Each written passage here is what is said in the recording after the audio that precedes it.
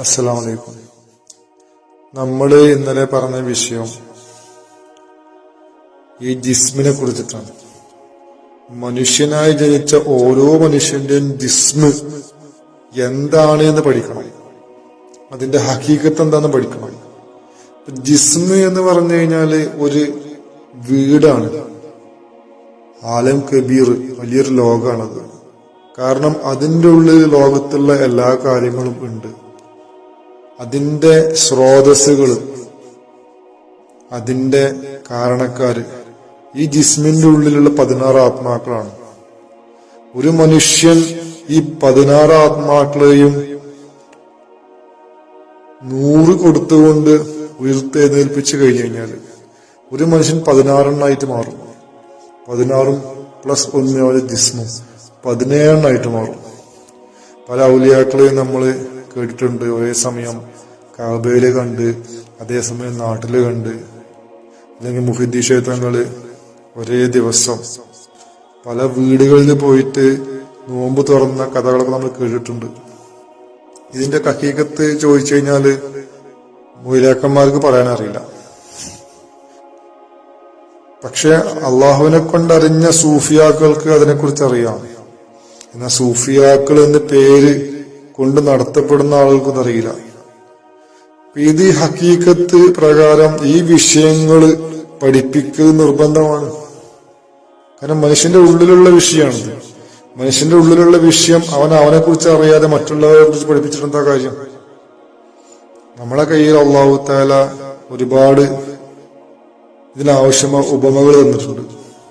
മനുഷ്യന്റെ കയ്യിൽ ഒരു നല്ല മൊബൈൽ കൊടുത്ത്, പക്ഷെ കൊടുത്ത ആൾക്ക് മൊബൈൽ എങ്ങനെ ഉപയോഗിക്കേണ്ടെന്ന് അറിയില്ല. അയാൾക്കറിയാം മൊബൈൽ എന്തിനുള്ളതാണ്, ഫോൺ ചെയ്യാനുള്ളതെന്നറിയാം. അപ്പൊ അദ്ദേഹം ആ ഫോൺ ചെയ്യുന്ന ഒരു വിഷയം മാത്രമാണ് ആ മൊബൈൽ കൊണ്ട് ചെയ്യുന്നുള്ളൂ. അത് ശരിയായിരുന്നു ഒരു കാലഘട്ടം മുമ്പ്. പക്ഷെ ഈ കാലഘട്ടത്തില് കാലം മാറി. അതിന്റെ പേരിൽ മൊബൈൽ ഒരുപാട് ആപ്ലിക്കേഷൻസ് ഉണ്ട്. അതുകൊണ്ട് ഒരുപാട് ഉപയോഗമുണ്ട്. ആ ഉപയോഗങ്ങളെ കുറിച്ച് അവന് അറിയില്ല. എന്നാൽ അറിയിക്കുന്ന ആളുകൾ അറിയിച്ചു കൊടുക്കുന്നും ഇല്ല എങ്കിൽ അദ്ദേഹം ആ മൊബൈല് ഈശയിലിട്ട് നടക്കുന്നത് ഏറ്റവും വലിയ മണ്ടനായിക്കൊണ്ടാണ്. കാരണം പല കാര്യങ്ങൾക്കും അവൻ ബുദ്ധിമുട്ടിക്കൊണ്ടിരിക്കുകയാണ്. അവന് എന്തെങ്കിലും ഫോട്ടോ എടുക്കാൻ വേണ്ടിയിട്ട് അവൻ എന്ത് ചെയ്യും? സ്റ്റുഡിയോ പോയിട്ട് ഫോട്ടോ എടുത്തുകൊണ്ടുവരും. ബാങ്കില് ബുദ്ധിമുട്ടി ലൈനിൽ ക്യൂ നിന്നിട്ട് പൈസ അടക്കും. അതേപോലെ മറ്റുള്ളവരായിട്ട് സംസാരിക്കാന് അല്ലെങ്കിൽ വീഡിയോ കോൾ ചെയ്യാന് പുറത്തു പോയിട്ട് ഇന്റർനെറ്റ് കഫേ പോയി ചെയ്യും. പാട്ട് കേൾക്കാന് ടേപ്പ് റെക്കോർഡർ മേടിച്ചു കൊണ്ടുവരും. അങ്ങനെ ഒരുപാട് കാര്യങ്ങൾ ഒക്കെ അവൻ ചെയ്തുകൊണ്ടിരിക്കും. പക്ഷെ അതിന്റെയൊക്കെ ഉപയോഗം ഈ സ്വന്തം കയ്യിലിരിക്കുന്ന മൊബൈൽ തന്നെ ഉണ്ട് എന്ന് അവൻ അറിയുന്നില്ല.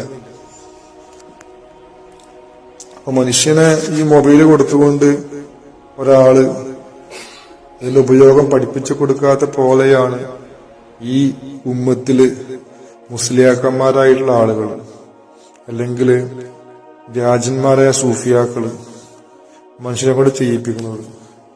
അവനവന്റെ ഹഖീഖത്ത് പറഞ്ഞു കൊടുക്കുന്നില്ല. അതുകൊണ്ട് ജീവിതം വേസ്റ്റായി പോവുകയാണ്. ആത്മീയത ഒരു വട്ടപ്പൂജയായിട്ട് മാറുകയാണ്. പിന്നെ ബാക്കിയായത് എന്താണ്? ഈ ജിസ്മിന്റെ കുറച്ച് ഇൽമുകൾ. ആ ഇൽമു കൊണ്ട് നമുക്ക് ഈ ലോകത്തെ ഉപകാരപ്പെടുള്ളൂ, പരലോകം ഉപകാരപ്പെടൂല. അള്ളാഹുവിന്റെ നോട്ടം കൽബിലേക്കാണ്, അള്ളാഹുവിന്റെ നോട്ടം റൂഹിലേക്കാണ് എന്നൊക്കെ പറയുമ്പോ നമ്മൾ ചിന്തിക്കേണ്ട എന്താണ്? അള്ളാഹുവിന്റെ ലക്ഷ്യം, പ്രവാചകന്മാരുടെ ആഗമനത്തിന്റെ ലക്ഷ്യം, ഔലിയാക്കളുടെ ലക്ഷ്യം ഒക്കെ ഒന്നാണ്. റൂഹാനിയത്താണത്. അല്ലാതെ ഈ ഭൗതിക ലോകത്തുള്ള വിഷയങ്ങളല്ല. എന്നാൽ ഈ മൂലിയാക്കന്മാര് പറയുന്ന വിഷയങ്ങൾ, അല്ലെങ്കിൽ ഈ പറഞ്ഞ പോലെ വ്യാജന്മാരായ സൂഫിയാക്കൾ പറയുന്ന വിഷയങ്ങൾ കൂടുതലും വരുന്നത് എന്താണ്? ഭൗതികതയാണ്. അതുകൊണ്ടാണ് ഈ ഇൽമ പഠിപ്പിക്കപ്പെടുന്ന സമയത്ത് പോലും അവർ നോക്കുന്നത് ഈ ഇൽമിലേക്കല്ല, അതിലുള്ള ഉപകാരത്തിലേക്കല്ല.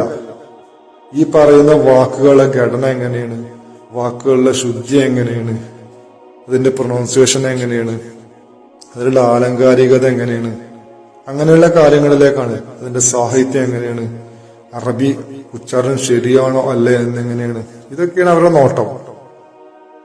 കാരണം അവരങ്ങനെ പഠിച്ചിട്ടുള്ളൂ. റുഹാനിയത്ത് എന്നുള്ള വിഷയം അവരങ്ങനെ മനസ്സിലാക്കിയത്. എന്നാൽ അള്ളാഹു ആക്ഷേപിച്ച വിഷയമാണിത്, പ്രവാചകന്മാർ ആക്ഷേപിച്ച വിഷയമാണിത്, അള്ളാഹിന്റെ ഔലിയാക്കൾ ആക്ഷേപിച്ച വിഷയമാണിത്. ഇതിന് വിരുദ്ധമായിട്ടൊന്നും എവിടെയും കാണാൻ പറ്റൂല. ആരെങ്കിലും അങ്ങനെ ചില കൗലുകൾ ഉണ്ടെങ്കിൽ തന്നെ ആ കൗലുകൾ നമ്മൾ കേട്ടാൽ മനസ്സിലാക്കാൻ പറ്റും അത് പറഞ്ഞ മനുഷ്യൻ പക്ക ജാഹിലാണെന്നുള്ളത്. അപ്പോ എവിടെയാ മനുഷ്യന് പഴക്കുന്നത്? ഇബ്ലീസ് ആദം അലൈഹി ഇസ്ലാമിന്റെ കഥയിൽ പോലും അല്ലാഹു തആല കൊടുക്കുന്ന മെസ്സേജ് എന്താണ്? ഇബ്ലീസിന്റെ നോട്ടം വെറും ബാഹ്യമായ നോട്ടം മാത്രമാണ്. ബാഹ്യമായ കണ്ണുകൊണ്ട് ബാഹ്യമായ ഭീഷണാണ് ഇബ്ലീസിന്. എന്നാൽ ആദം അലൈഹി ഇസ്ലാമിന്റെ ഹക്കീക്കത്ത് അതല്ല.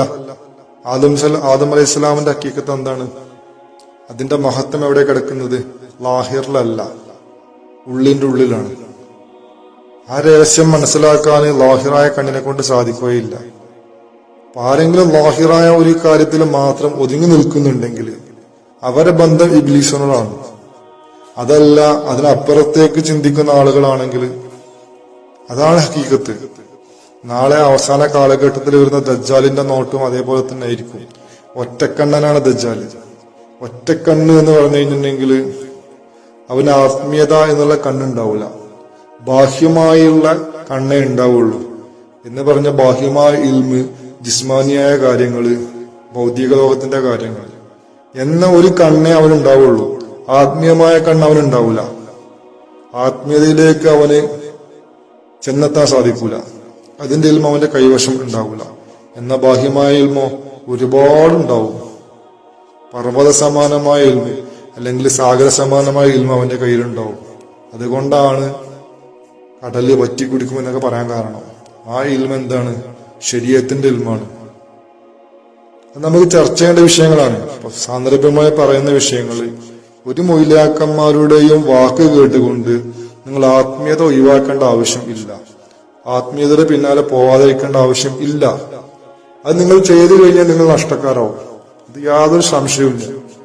കാരണം ഇബ്ലീസ് വരുന്ന വഴികൾ എങ്ങനെയെന്നറിയാത്തവർക്ക് എങ്ങനെ അത് ശ്രദ്ധിക്കാൻ പറ്റും? ഞാൻ ഇന്നലെ പറഞ്ഞു, ദജ്ജാൽ വരുന്ന സമയത്ത് ദജ്ജാലിനെ പിന്തുടരുന്ന ആളുകള് ശരീഅത്തിന്റെ പണ്ഡിതന്മാരാണ്. ശരീഅത്തിന്റെ പണ്ഡിതന്മാർ എന്ന് പറയുമ്പോൾ ശരീഅത്ത് മാത്രം കൈവച്ച പണ്ഡിതന്മാർ. അതിനുള്ളിൽ ആത്മീയത കൂടി ഉണ്ടെങ്കിൽ രക്ഷപ്പെട്ടു പോയേക്കാം, അത് വേറെ വിഷയം. പക്ഷെ ഇന്നുള്ള ബഹുഭൂരിഭാഗം പണ്ഡിതന്മാരും അവസ്ഥ എന്ന് പറഞ്ഞു കഴിഞ്ഞാല് ഈ ബാഹ്യമായ കാര്യത്തിലേക്ക് നോക്കുന്ന കണ്ണേ അവരെ കയ്യിലുള്ളൂ. ഇബ്ലീസ് ആദമിലേക്ക് നോക്കിയ പോലെ. അത് മനസ്സിലാക്കാനുള്ള ഒരു ഷോർട്ട് കട്ടാണ് ഖുർആനിലെ കഥ. പക്ഷെ ആ കഥയിൽ നിന്നും പോലും പാഠം ഉൾക്കൊള്ളുന്നില്ല മനുഷ്യൻ. ആദം അലൈഹി ഇസ്ലാമിന്റെ ഹക്കീക്കത്ത് ഒരിക്കലും ലാഹിറായ ജിസ്മല്ല, ലാഹിറെ സംസാരിക്കാനുള്ള കഴിവല്ല. അങ്ങനെ കഴിവുള്ള വിഷയങ്ങൾ സംസാരത്തിലാണ് ഹക്കീക്കത്ത് കിടക്കുന്നതെന്നുണ്ടെങ്കിൽ മൂസാ നബി അലൈഹി ഇസ്ലാമിനെ പോലെ ഉലുൽ അസ്മുകളിൽപ്പെട്ട ഒരു പ്രവാചകന്റെ നാവിന് അല്ലാഹു തആല വലിയ ശക്തി കൊടുക്കുമായിരുന്നു. പക്ഷെ അദ്ദേഹത്തിന്റെ നാവിന് വിക്കുണ്ടായിരുന്നു, സംസാരിക്കാൻ പ്രയാസം ഉണ്ടായിരുന്നു. അദ്ദേഹം അത് മാറ്റിത്തരാൻ വേണ്ടി അള്ളാഹുവിനോട് ദുആ ചെയ്തിട്ടുണ്ട്. എന്നാൽ ശരിക്കും പറയാന്നുണ്ടെങ്കിൽ അത് മാറ്റി കൊടുത്തിട്ടില്ല അള്ളാഹു. അതിനു പകരമായിക്കൊണ്ട് അദ്ദേഹത്തിന്റെ സഹോദരൻ നബിയാക്കി കൊടുത്തു, ഹാറൂൻ നബി അലൈഹി ഇസ്ലാമിനെ. അങ്ങനെ ഹാറൂൻ നബി അലൈഹി ഇസ്ലാം മൂസാ നബി അലൈഹി ഇസ്ലാമിന് ആവശ്യമായ ഇൽമുകൾ ജനങ്ങൾക്ക് പറഞ്ഞു കൊടുക്കും. അങ്ങനെയാണ് കാര്യങ്ങൾ പോയിരുന്നത്. പക്ഷെ റിപ്പോർട്ടുകളുണ്ട് മൂസാ നബി അലൈഹി ഇസ്ലാമിന്റെ വിക്ക് മാറി എന്നൊക്കെ ഉള്ളത്. അത് വേറെ വിഷയം. ഹക്കീക്കത്ത് മറ്റൊന്നാണ്. തസൂഫ് കേൾക്കാൻ തയ്യാറാവുന്ന ആളുകൾ, തസൂഫ് പഠിക്കാൻ ആഗ്രഹിക്കുന്ന ആളുകൾ ഒരിക്കലും ബാഹ്യമായ അറബി ശൈലികളിലേക്കോ ഉച്ചാരണത്തിലേക്കോ തെറ്റുകളിലേക്കോ നോക്കേണ്ട ആവശ്യം ഇല്ല. വിദേശത്തങ്ങളെ ഫത്വ റബ്ബാനിന്റെ കിതാബിൽ പറയുന്നുണ്ട്, പ്രസംഗിക്കുന്ന സമയത്ത് മുനാഫിക്ക് നോക്കുന്നത് ഈ വക കാര്യങ്ങളിലേക്കാണ്.